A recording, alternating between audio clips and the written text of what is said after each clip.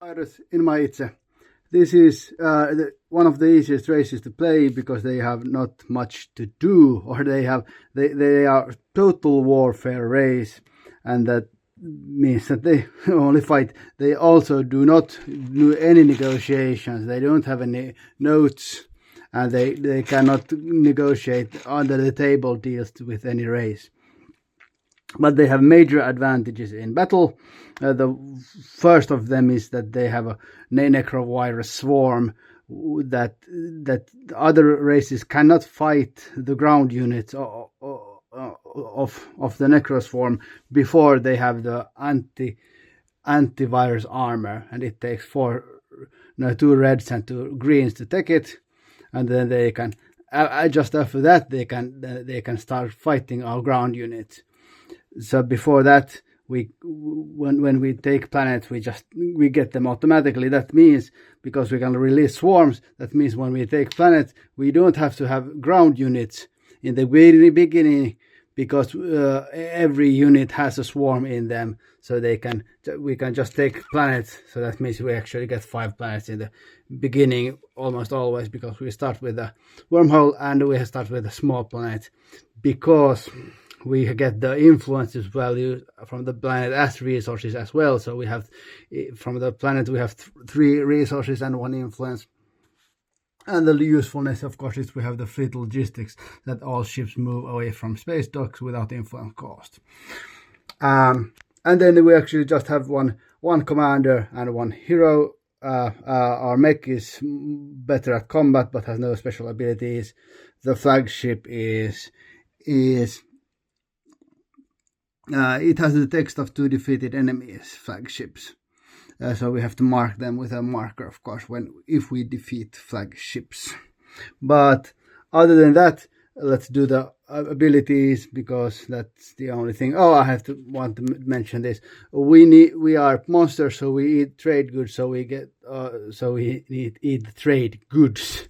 So when we eat one of the trades, we get a trade good, which of course is a resource for us. And if we manage to find a trade station as well, the bill of 5 on or deep space 9, we can eat that as well for 1 trade good. It actually should be 2 because that's quite big, but okay. So the abilities are like this. We use the influences as resources as well, and we can build from 2 colors, because there is no limit to how much we can produce. And use trade coins, and our planets build units without influence. So we actually don't use any influence for anything else but moving. The Necro Swarm. We can land on planets with any ship to release the swarm that converts all ground units and structures on planets. So that's a bonus as well. If we find ground units, we can convert them before they have the Necro Virus armor. Really hardcore stuff, this one. But of course they will probably really fast try to get that one. After the enemy has the armor, we will still get the planet if the ground battle lasts more than 5 rounds, because then we have time to infiltrate the population, and then they have to actually kill the whole planet after that. And then the juicy part, when we destroy a ship and win the battle, there is a 50% chance that we capture it and get it at cleanup. And we get 1 tech from the enemy per battle if we have captured a ship or our planet. And capturing does not work against Arborex or Morpheus or Mirueda's drones and Titans of Ools, Titans and Hell Titans. And then the kill them all. If our planet gets invaded, our influence and resources fight as us as infantry. And if they get killed, it becomes a 0-0 planet and needs to be recolonized for 2 resources per influence or resource on the planet.